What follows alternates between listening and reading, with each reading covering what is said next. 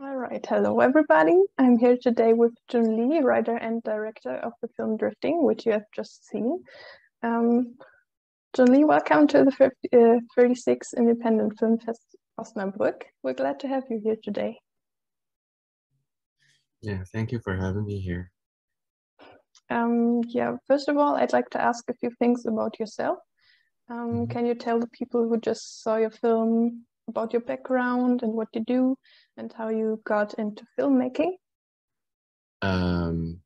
I graduated from journalism and communication back in Hong Kong, and then I did gender studies, and then I made a short film and entered a short film competition, and then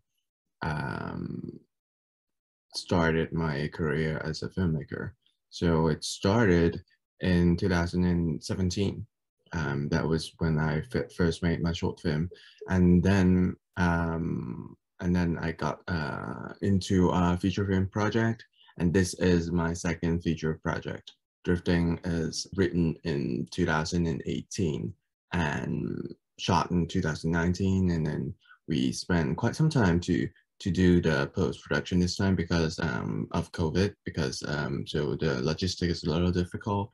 And yeah, that's pretty much from back then to now, how I got into this. That's actually not very long ago. And yeah, does it mean it was you 5 years ago.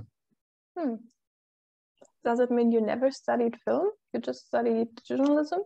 Yeah, I didn't study film at all. That's also very interesting. Do you think your journalism studies kind of impacted your career or your approach to filmmaking? I think so, because a lot of the project that I'm currently working or worked before from the experience when I was doing different news stories, and they're from real life, they're from the interesting people that I met back then when I was a journalist or a student journalist. So that was the years, my formative years. And those stories still impact me in a lot of ways. And in my first few projects, it's always from real life story. It's always have this realistic element in it. I don't know if my trajectory will change in the future, but till this point, say the story in Drifting was actually from story that I did and when I was a student reporter for my student magazine back then in Chinese U. So it was 2012. That was the time when I was still an undergraduate student. And that was the time when the clearance happened and I did the reporting and did the coverage of that community in Shamshui. And that's how the whole thing has been in my mind. And then after a few years, around in 2016 or 17, the community changed a lot because of the redevelopment, because of gentrification.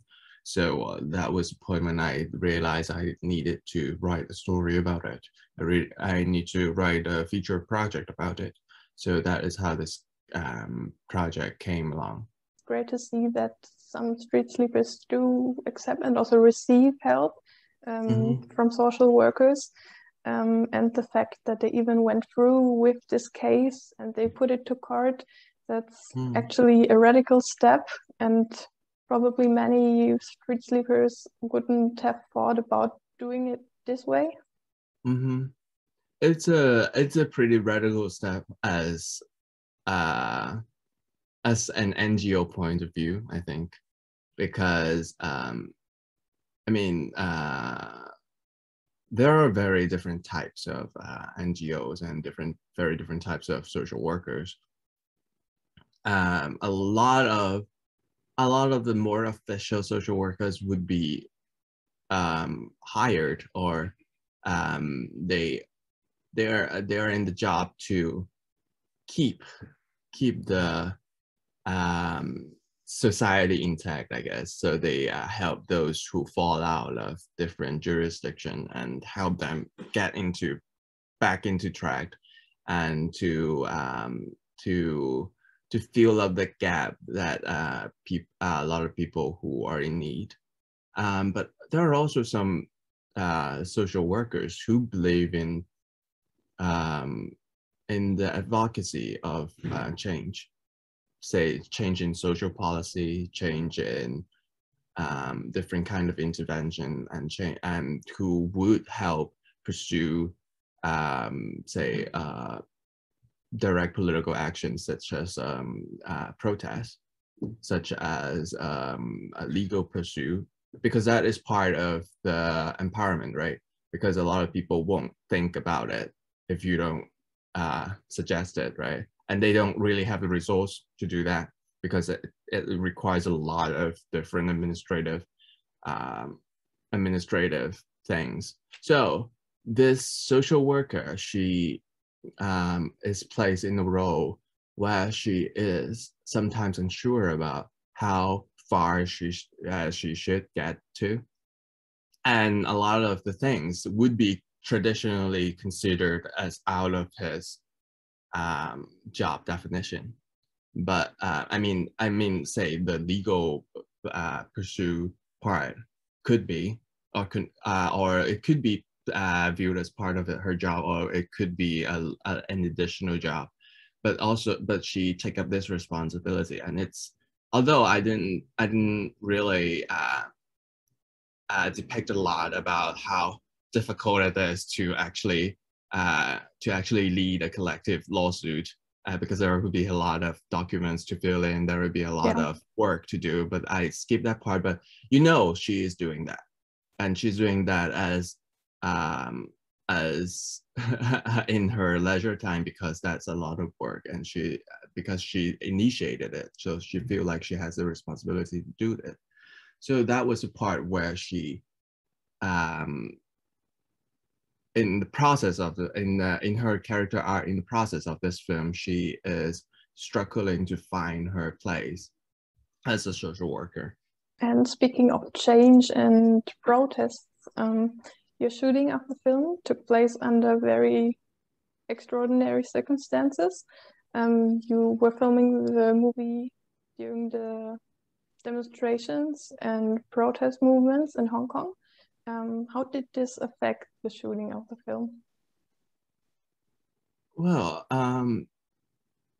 if I think about it, at that time, it was actually very surreal, because every day we don't know what is going on in the city. We shot at the time when it was the most violent. Actually, it was we began in late October, and then we shot through November. That was the part when my my school, CUHK, was under attack. It was the it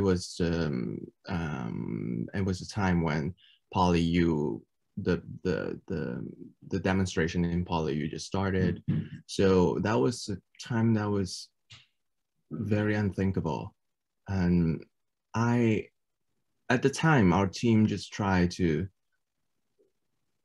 we changed a lot in our plans, and a lot of the things are shot on the street. So we became guerrilla shooting. You see, that is kind of shown in the film. It's like how raw it is, how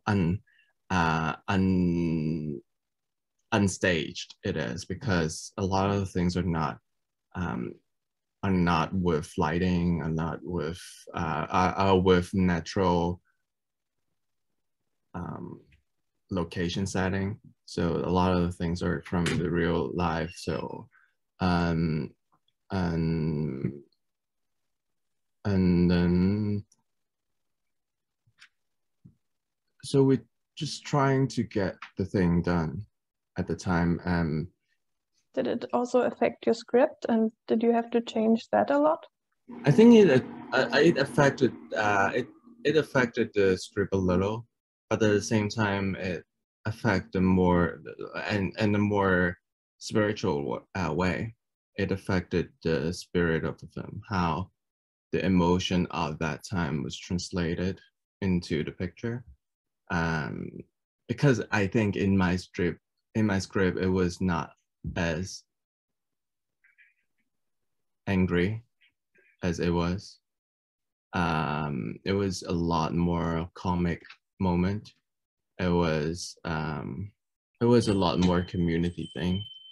It's also very interesting how you depicted the dynamic between all the characters, because you have so many points of view and they all have their own kind of story, but at the same time we don't know their backstories, but we still get to know them through their life on the streets. So that's also really interesting. Yeah, I want to be restrained about what happened before, or how they got into the street, because that's not the main point of the story. I mean, I mentioned them for a very brief moment, but I don't think they are the major plot in this story, because the major plot is how they come together. The major plot is the legal action. Yeah.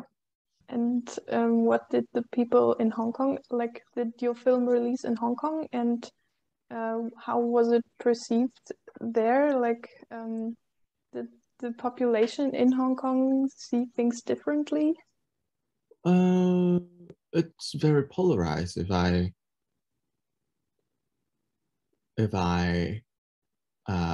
sense it correctly. It's pretty polarized. A lot of people are in support of the film, and a lot of people don't like the film for various reasons. And well, the community is very encouraged by the film, and somehow mobilized with different sense of community building things. At the same time, I don't know, the general public may find this film a little boring for them, because it's a lot of just living our lives on the streets. There are a lot of plots, in my opinion, but there are a lot of small things that happen in life that I think it's worth depicting. But it's no action film, it's no big plot, it's no murder something. So it's very plain. So I mean, this kind of always, it's hard to get into the mass public, but we had a mass release in Hong Kong, so I would say it was okay. I would say it's a really powerful and eye-opening movie, so don't disregard it like that. I think more people should watch it. Well, we'll see. I think it will last. Yeah, I think it, and somehow it's a very important film of my career. Yeah, definitely. And I think that's a great point to end our discussion. Do you still have anything you want to say to the people who just saw your movie? Thank you for coming. That's it. Great. Thank you for being here. Thanks for the interview. And thanks for having my film here. Yeah.